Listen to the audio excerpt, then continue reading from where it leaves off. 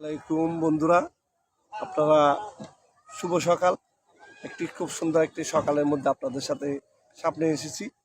একটা বিশিষ্ট ব্যক্তিকে সামনে নিয়ে আপনাদের সামনে আসলাম। বিশিষ্ট ব্যক্তিরা হচ্ছে কবি সাফাত বিন সানাউল্লাহ। উনি অনেক পত্রিকায় লেখালেখি করেন, পদ্য গদ্য রম্য লেখক, অনেক অনেক গুণে গুণান্বিত আমাদের এই সাফাত বিন সানাউল্লাহ চন্দনাইশ এবং সাতবাড়িয়ার কৃতি সন্তান। তো আমি সম্পর্কে আমার ছোট ভাই হলেও আমি ওকে খুব স্নেহ করি, খুব শ্রদ্ধা করি। এই জন্য সাহিত্যের প্রতি প্রেমের জন্য আমি সাহিত্য নিয়ে আমিও অনেক লেখাপড়া করছি, যার কারণে সাহিত্যের প্রতি আমারও একটা ঝোঁক আছে।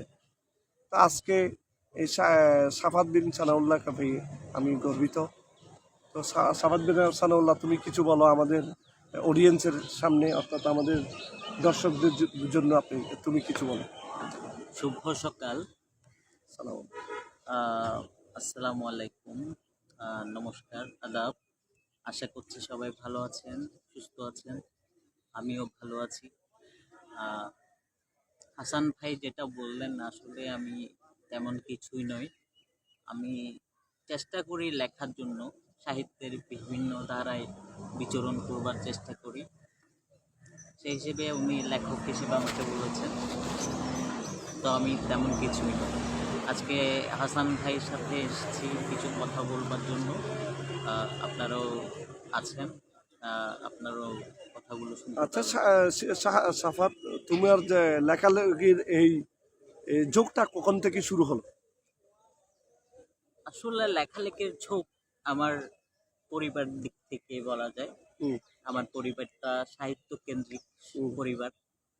আমি জানি তোমার বাবা একজন পিডিবির একজন উচ্চ পর্যায়ের কর্মকর্তা হ্যাঁ, ছিল, হ্যাঁ, প্রয়াত হ্যাঁ, হয়েছেন উনি। হ্যাঁ, হ্যাঁ, এবং পাশাপাশি তোমার মাও সংস্কৃতি মনা পরিবারের একজন হ্যাঁ, আমার মানুষ।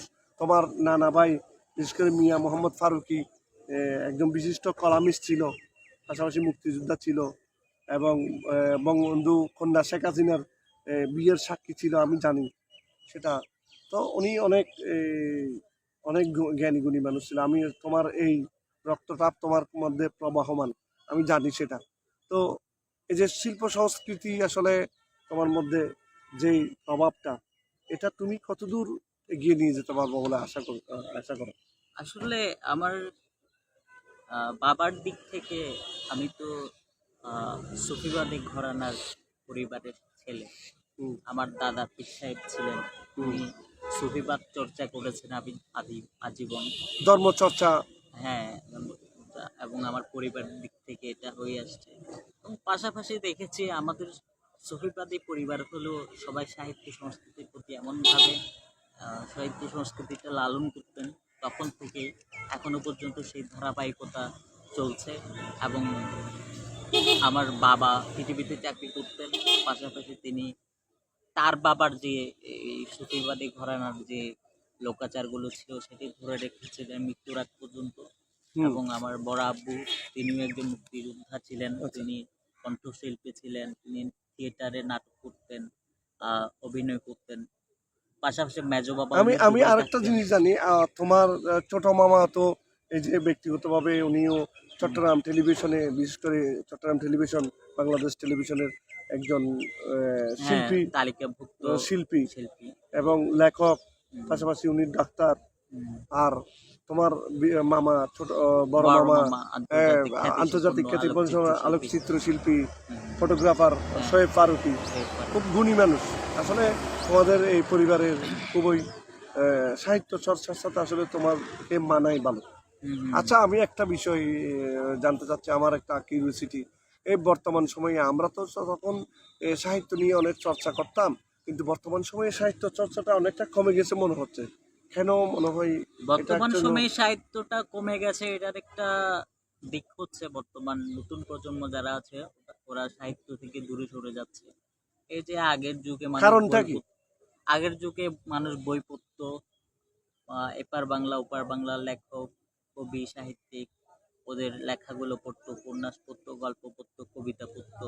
হ্যাঁ। এই ধারাটা তখনকার দিনে ছিল।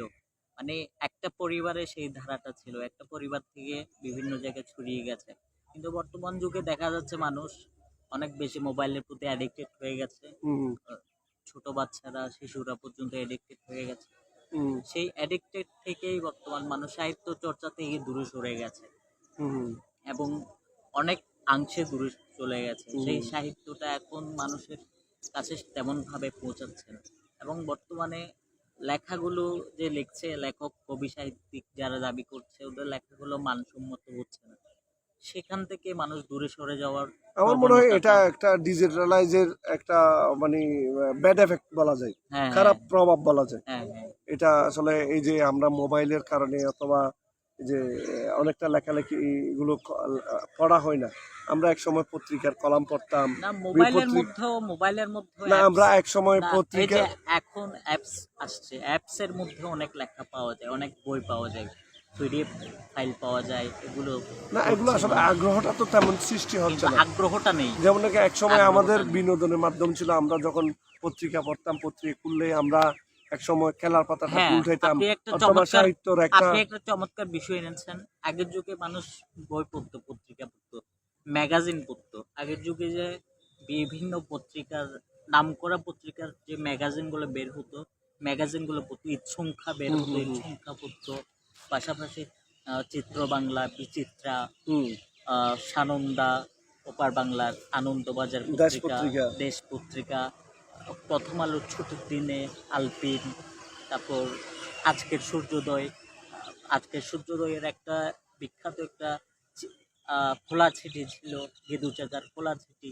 ওটা, এবং বিশেষ করে পত্রিকার যে কলামগুলো হ্যাঁ, হ্যাঁ, অসাধারণ ছিল, সাহিত্য কলামগুলো সাহিত্যকার কলাম কলামগুলো ছিল। বিভিন্ন আবার লেখক ছোট, লেখক বিশেষ করে আবার গোল্লা চুট জাতীয় যেই গোল্লা পেজগুলো চুট। ছিল, এগুলোতে তো ছোট বাচ্চাদের অনেক কিছু লেখালেখি করার অনেক সুযোগ থাকতো অনেকগুলা এবং লেখালেখির সুযোগ ভালো ভালো থাকতো। শিল্পীরা ওখানে হ্যাঁ, লিখতো। তাদের বিশেষ প্রতিভাকে করে বিকশিত করবার যে সুযোগ বিশেষ করে সেটা জাফর ছিল। ইকবাল সাহেব হ্যাঁ, এবং হ্যাঁ, নির্মলেন্দু গুণ ওদের, নির্মলেন্দু, তারপর জাফর ইকবাল তারপর সাহেব। শামসুল তারপর ইসলাম, আরেকজন হচ্ছে কাউসার আহমেদ আনিসুল চৌধুরী। হক, কাউসার হ্যাঁ, আহমেদ চৌধুরী, কাউসার আহমেদ ওনারা চৌধুরী। অনেক লেখালেখি করতো, হ্যাঁ, সময় আমরা দেখতাম, হ্যাঁ, হ্যাঁ, আমরা পড়তাম। পড়তাম। আমাদের সমসাময়িকের কথা বলতেছি। হ্যাঁ, হ্যাঁ, এর আগের সমসাময়িক তো তখন তো ছিলই, তখন ওরা পড়ছে, ওদের বংশ পরম্পরায় আমরা পাইছি, হ্যাঁ, তো এরপর পর একটার পর একটা হয়ে গেছে আর কি। হয়ে গেছে। তো আসলে সব মিলিয়েই অসাধারণ একটা সময় কাটছিল আমাদের, কিন্তু কিন্তু বর্তমান বর্তমান যুগে সেই সময়টা তেমন ভাবে কাটছে না আচ্ছা, সবার। এটা কিভাবে মানুষকে আকৃষ্ট করা যায়, অর্থাৎ বর্তমান যুগের বর্ত- যেই স্টুডেন্ট, ছাত্রছাত্রী অথবা ইয়ং জেনারেশনের মধ্যে কিভাবে এই সাহিত্যের চর্চাটা বাড়ানো যায়, সেটা তুমি কি বলে মনে করো, কিভাবে? সাহিত্য চর্চা বাড়াতে হলে আগে গ্রাম থেকে শুরু করতে হবে। প্রথমে আগের যুগে যারা শহর কেন্দ্রিক ছিল ওদের হ্যাঁ প্রতি প্রবণতাটা একটু বেশি ছিল, হ্যাঁ হ্যাঁ পড়ার প্রতি, হ্যাঁ বইয়ের প্রতি। এখনকার যুগে যেহেতু ডিজিটালাইজড হয়ে গেছে চারিদিকে, মানুষের মধ্যে আধুনিকত্ব চলে আসছে, তখন আমাদের মধ্যেও এটা নতুন করে ভাবতে হবে। আমি মনে করছি এটা যদি গ্রাম থেকে শুরু করা যায়, গ্রাম ভিত্তিক পাঠাগার, গ্রাম ভিত্তিক সমাজ ব্যবস্থাটা যদি আমরা আরো উন্নত করতে পারি, নতুন তা প্রজন্ম এখন তো যারা সময় দেয় না, সময় দেয় না, এখন তো এক সময় আমাদের সময় দিই, আমাদের সময় তৈরি করতে হবে, তৈরি পাঠাগার করে ছিল, নিতে হবে। এই যে ক্লাব ছিল, ক্লাবগুলোতে পত্রিকা রাখতো, বইপত্র রাখতো, লাইব্রেরির মতো ছিল। এখন কিন্তু সেই না, সেই সময়টা ঠিক নেই। এভাবেই যদি আমরা করতে পারি, গ্রাম ভিত্তিক পাঠাগার করে ওখানে পত্রিকা রাখতে পারি, পাশাপাশি নতুন নতুন বই রাখতে পারি, পাশাপাশি ওদের জ্ঞান চর্চার যে ধারা সেটা আমরা বিকশিত করতে তো পারি। ধন্যবাদ সাফাত বিন সানাউল্লাহ, আসলে তোমার কাছ আরেকটা থেকে কথা হচ্ছে, হ্যাঁ আরেকটা কথা বলে আমি শেষ করতে চাই। এটা হচ্ছে বর্তমান যে সরকার আছে, বর্তমান সরকার আছে